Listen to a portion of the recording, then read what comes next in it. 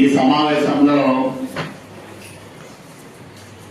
మీ సలహాలు సూచనలు తీసుకొని పట్టణంలో ప్రధానమైన సమస్యలు నిరంతరం ప్రతి నెల మీరు చర్చించే అంశాలే కాకుండా పట్టణానికి ప్రధానమైన సమస్యలు కొన్ని ఉన్నాయి. ఒకటి ట్రాఫిక్ సమస్య.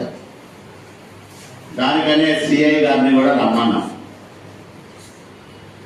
చాలా మంది నాకు చేసే కంప్లైంట్ ఏంటంటే అర్ధరాత్రి నుంచి ప్రారంభమయ్యే హోల్సేల్ కాయగూరల మార్కెట్ చాలా రద్దీగా ఉంటా ఉంది. నడి రోడ్డు పైన అందరూ వెహికల్స్ ఆపుకొని అన్లోడ్ చేసుకోవడం కానీ అక్కడే అమ్ముకోవడం కానీ చేస్తూ ఉంటారు.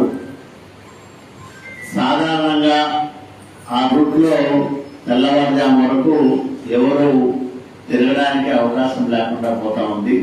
దానికి ఏదైనా పరిష్కారం చూపెట్టాలని చాలా మంది నా దృష్టికి తీసుకొచ్చారు. రెండవది, చాలా కష్టపడి వ్యాపారస్తులు ప్రజల సహకారంతో గతంలో ఆ రోడ్డు వెడల్పు చేసుకున్నాం. కానీ వెడల్పు చేసుకున్న ఫలితాలు పూర్తిగా మనం అనుభవించలేకపోతా ఉన్నాం. మళ్ళా యథాతథంగా 15 అడుగులే కనిపిస్తా ఉంది. అటువైపు ఇటువైపు మళ్ళా ఎంకరేజెస్ ఏదో ఒక రూపంలో కనిపిస్తూ ఉన్నాయి. దానికి మున్సిపాలిటీ వాళ్ళు, పోలీసులు, రెవెన్యూ ముగ్గురు కలిసి వాటిని క్రమబద్ధీకరణ చేయాలి. మూడోది, బస్ స్టాండ్. మీరందరూ బళ్ళారి రోడ్డు కూడా మనం వెడల్పు చేయాల్సిన అవసరం ఉంది. మీరందరూ ఒప్పుకుంటే, ప్రజాప్రతినిధులందరూ సహకరిస్తే, వ్యాపారస్తులందరితో మాట్లాడి ఆ బళ్ళారి రోడ్డు కూడా వెడల్పు చేస్తే మన పట్టణం మరింత అందంగా కనిపించడానికి అవకాశం ఏర్పడుతుంది. నాకు ఒక విజన్ ఉంది. అంటే రాయదుర్గాన్ని వచ్చే 5 సంవత్సరాల్లో 10 సంవత్సరాల్లో ఇట్లా చూడాలని నాకు కొన్ని కళలు ఉన్నాయి.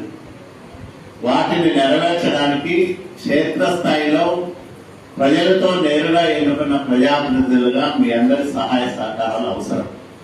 మనమందరం కలిసి అందమైన రాయదుర్గాన్ని, సౌకర్యవంతమైన రాయదుర్గాన్ని, ఒక అద్భుతమైన రాయదుర్గాన్ని నిర్మించడమే మన ముందున్న కర్తవ్యం.